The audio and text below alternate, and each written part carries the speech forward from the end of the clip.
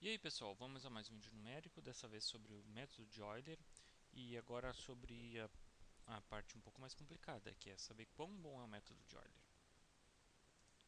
Ou seja, a gente quer saber qual que é a ordem de precisão do método. Para descobrir a ordem de precisão do método, o que a gente faz é, pega a expansão em série de Taylor da função u em tn mais 1 ao redor do ponto tn, e dessa expressão aqui a gente substitui a equação diferencial u' igual a f nesse termo aqui, e depois faz a expressão da série de Taylor menos o método de Euler. Se eu fizer um menos o outro e resolver as continhas com cuidado aqui, eu vou chegar que o erro na iteração n mais 1, o que é o erro na iteração n mais 1? É a diferença entre o n mais 1, que é a solução aproximada, e a solução exata. Notem que um vem da série de Taylor e um vem do método de Euler.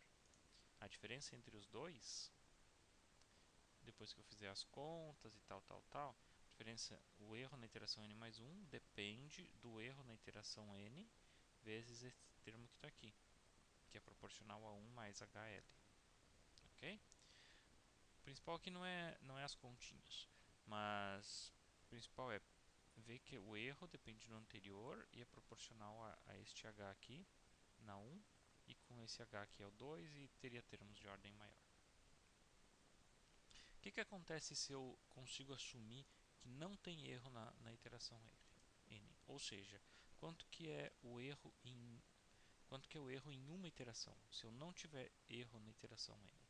Se eu não tiver erro na iteração n, o erro vai ser proporcional a esse termo aqui, que é h quadrado. Ou seja, eu digo que o erro de truncamento local, que é o erro em uma iteração, é proporcional a h ao quadrado sobre 2 vezes u duas linhas, que é esse termo que está aqui, já que esse aqui vai para zero. Então, quando eu tenho isso, eu tenho que o erro de truncamento local é de ordem h na 2, e por isso eu digo que o método de Euler é um método que possui ordem de precisão igual a 1. Parece meio estranho isso, né? Eu encontrei que o ETL é 2 e eu digo que ele é 1 a menos. Essa aqui é a forma correta de fazer isso. Olhar para o erro de truncamento local e pegar esse número que aparece na potência e subtrair 1. Isso me dá a ordem do método. Isso é o erro para uma iteração. E depois, o que acontece se eu fizer n iterações desse método? Se eu fizer n iterações desse método, significa que eu vou cometer n vezes o erro de truncamento local. Eu vou somar uma coisa que depende de h ao quadrado, mais h ao quadrado, mais h ao quadrado, mais h ao quadrado, mais h ao quadrado, n vezes. N vezes esse termo que está aqui. Como n é tzão sobre h, substituo t sobre h aqui, eu vou acabar cortando um dos h's que está aqui, né? Então vai sobrar que o erro de truncamento global vai ser proporcional a esse h aqui na potência 1. Ou seja, o que é o erro de truncamento local? Global é o erro que eu tenho depois de fazer n iterações do método. Depois de fazer n iterações, ou seja, sair do ponto inicial até o último ponto que eu estou estudando, o erro vai ser proporcional a h na 1. A tendência que a gente tem é olhar para o erro de truncamento global e pegar esse h na 1 que não está aparecendo, esse 1zinho que não está aparecendo, e daqui calcular a ordem do método. Isso não é a maneira correta, que pode levar a alguns enganos para alguns métodos, dá para construir. Para nossas notas de cálculo numérico aqui não vai fazer diferença, mas dá para construir métodos que isso aqui pode ser errôneo. Okay? Então a maneira correta é olho para o erro de truncamento local, que tem um 2, e subtrai 1. Esse é a ordem do método. Okay? Três conceitos importantes que a gente precisa ver para estudar um método numérico: convergência, consistência e estabilidade. Convergência é bem fácil de entender. Se eu pensar no gráfico que eu tinha da simulação anterior, o que é convergência? Significa que quando h diminui, quando o tamanho do espaçamento vai ficando cada vez menor, a solução tende a uma certa solução limite, ou seja, a solução está convergindo. Então eu tenho que a minha UN tende à solução do problema U de Tn. Quando isso acontece, eu digo que o método é convergente. O método de Euler, se eu olhar esse teorema aqui, eu tenho o método de Euler convergente. Por que ele é convergente? Porque isso aqui que está aqui é simplesmente o erro, é a diferença entre exata menos aproximada. A diferença entre exata menos aproximada no método de Euler é proporcional a h na 1. Quando esse termo de ordem h vai para zero, eu tenho que o meu erro vai para zero, ou seja, o método é convergente. O que a gente está interessado no método numérico é saber se ele é convergente. Se ele é convergente, significa que ele funciona, que ele serve para alguma coisa. Se ele não for convergente, não serve para nada. Ok? Então, se eu conseguir calcular isso aqui, está feito, eu não preciso fazer mais nada. Só que, às vezes, eu não consigo calcular de uma maneira fácil se o método é convergente ou não. Então, o que eu vou fazer? Eu vou olhar para consistência e vou olhar também para estabilidade. O que é consistência? Consistência significa que a aproximação do meu método, a aproximação da minha equação diferencial, o meu método numérico, é consistente com a minha equação diferencial. Ou seja, o termo que aparece aqui, igual a f, esse r de h, ele converge para a expressão U' de t. No caso do método de Euler, se eu olhar na expressão que eu tenho para o método de Euler, eu tenho que esse termo r de h aqui é simplesmente... vou voltar alguns slides aqui. É simplesmente essa expressão aqui para a derivada.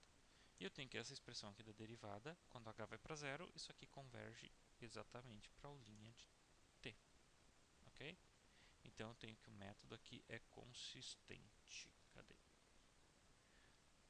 Ok, eu tenho aqui que o método é consistente. Ou se eu pegar a expressão do erro de truncamento local e dividir por h, eu preciso que isso vá para zero. Ou seja, eu preciso que o erro de truncamento local seja pelo menos proporcional a h na potência 1. Ou, desculpa, na potência 2, né? Aí eu tenho certeza que isso aqui vai para zero. Então, como isso acontece para o método de Euler, eu tenho que o método é consistente. Qual que é outro conceito? Estabilidade. O que significa ser estável? Um método numérico ser estável. Significa que se eu tiver duas condições iniciais próximas, uma U1 e uma V1, e eu iterar isso aqui até o tempo n, ou até a iteração n, eu tenho que as duas vão estar próximas suficientemente uma da outra. Considere, por exemplo, o problema de valor inicial, esse aqui bem simples, U' igual a lambda vezes U, com condição inicial U de 0 igual a 1. Qual a solução exata desse problema? É bem fácil de checar que a solução exata é e na lambda t. Se eu tiro a derivada disso, desce um lambda para frente e fica e na lambda t. E quando eu calculo isso aqui, u de 0 é e na 0 vezes lambda, que é igual a 1. Então essa aqui é a solução exata. O que acontece com essa solução aqui quando t vai para infinito, à medida que t cresce?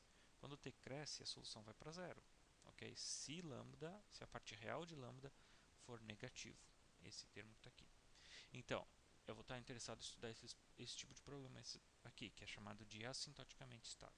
Esse aqui é o tipo de problema mais fácil de se estudar numericamente. Se a solução exata do problema, quando a parte real de lambda é negativo, vai para zero, eu quero que a solução aproximada também vá para zero. Como é que eu posso garantir isso?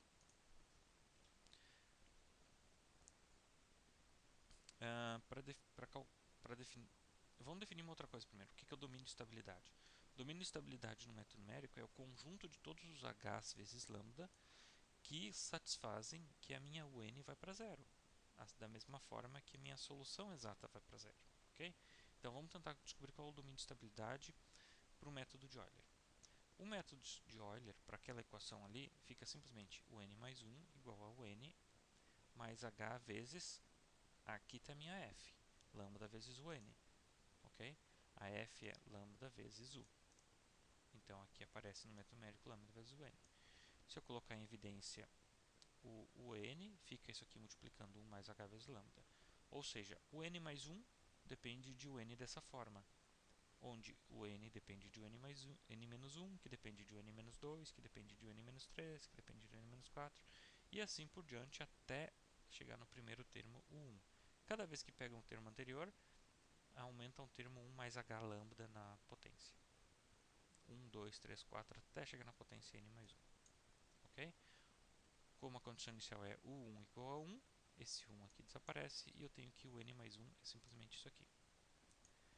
O que acontece com a solução exata? A solução exata, quando n vai para infinito, a solução vai para zero.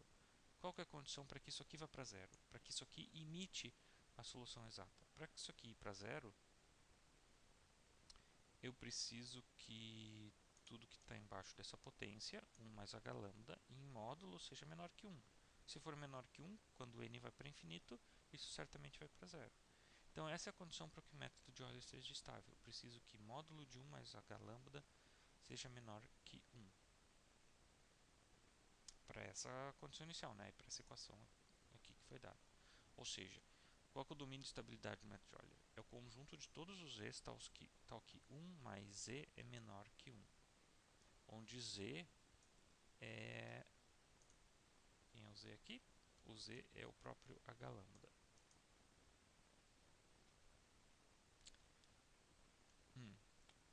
Se eu conseguir verificar qual a condição para quê? Que eu tô quando eu descobrir isso aqui, o que eu estou dizendo? Eu estou dizendo que para o método de Euler ser estável, eu preciso, se eu fizer um pequeno desenho que não está aparecendo aqui, eu preciso que 1 mais h lambda esteja entre menos 2 e 0. Façam o desenho disso aqui. Isso aqui é um disco de centro em menos 1, que está dado aqui, e de raio 1. Né?